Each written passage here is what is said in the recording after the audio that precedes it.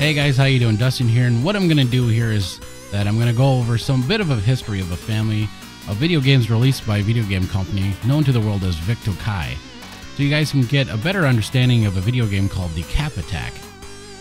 I really just wanted to review Decap Attack, but for some reason just immersed myself into some video game history and felt that, well, I should do it justice, and also because what I wrote down was incredibly long.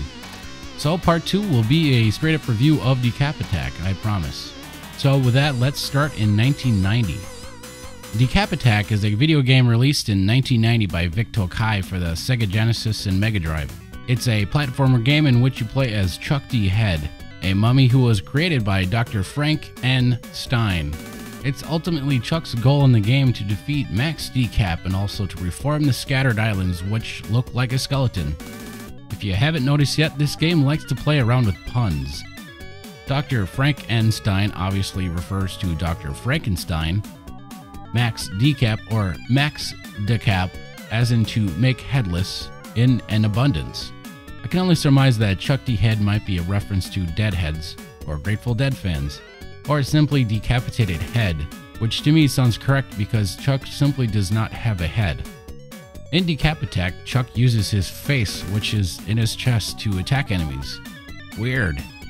Yes, it is true that Chuck does not have a head, but don't fret because he can occasionally just pick one up by smashing statues, of course. Of course! Now that's using your head.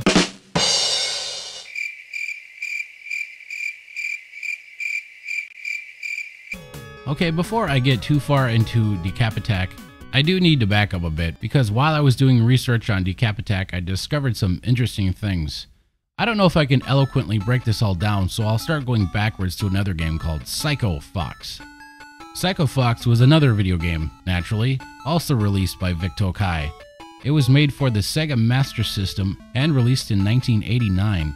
In Psycho Fox, you play as 4 selectable characters: the aforementioned Psycho Fox, a hippopotamus, a monkey, and also a tiger. Rawr.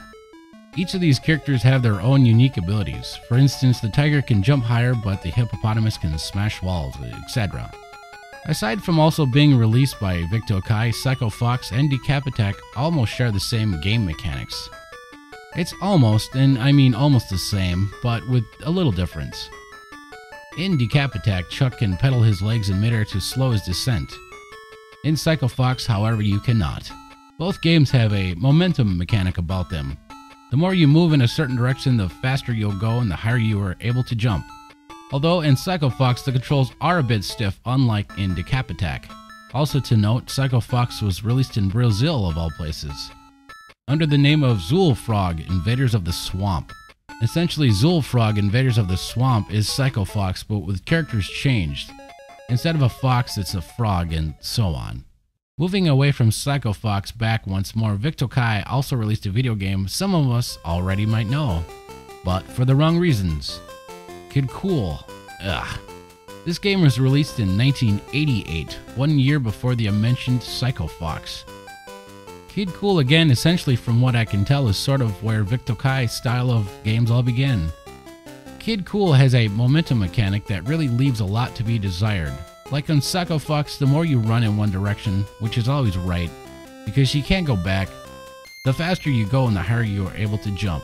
Your character, Kenji Sagara, moves too damn fast and dies in a single hit, which is also true in Psycho Fox.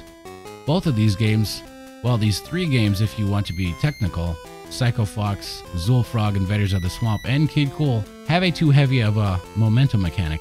Trying to jump from a standstill can almost equal death over a bed of water. But Psycho Fox did improve on it with other selectable characters and their different abilities. Essentially, Psycho Fox improved on what Kid Kool messed up. That oh so little tweak made a game better, at least in my opinion. Okay, moving back ahead here to 1990, 2 years after Kid Kool shits its way onto shelves, or congealed its way onto shelves like a pile of goo. I don't know, I didn't witness its release, which might have been met with a single trumpet of fanfare. Decap Attack in Japan was originally known as Magical Hat no Butabi Tabo Daikoben. Yeah. Or for us English speakers, Magical Hat Flying Turbo Adventure, which was released in 1990, and Magical Hat Flying Turbo Adventure was based on an anime of the same name. I have not seen this anime or really know too much about it, so I cannot comment on it currently. I can, however, comment on the video game. Visually, it's downright beautiful. The game controls well, and the music is freaking awesome and catchy as hell. It plays well and is pretty slick. Also, Magical Hat Flying Turbo Adventure feels much like Psycho Fox or Zool Frog Invader of the Swamp and Kid Kool, in which you die in one hit, so the difficulty is pretty high. And as I said in my Super R-Type review, I love tough games, so naturally I like Magical Hat Flying Turbo Adventure because, well, it's extremely well done. Alright, well, this has been a real roundabout way to do things here, but I believe you guys needed to understand the history of Decap Attack and its Vic Tokai predecessors, or the Kid Kool Decap Attack family of games. Decap Attack is Magical Hat no Butabi Tabo Daikoben, or if you prefer, Magical Hat Flying Turbo Adventure, but this time with replaced sprites, characters, story, music, sound effects, and of course, the overall art style.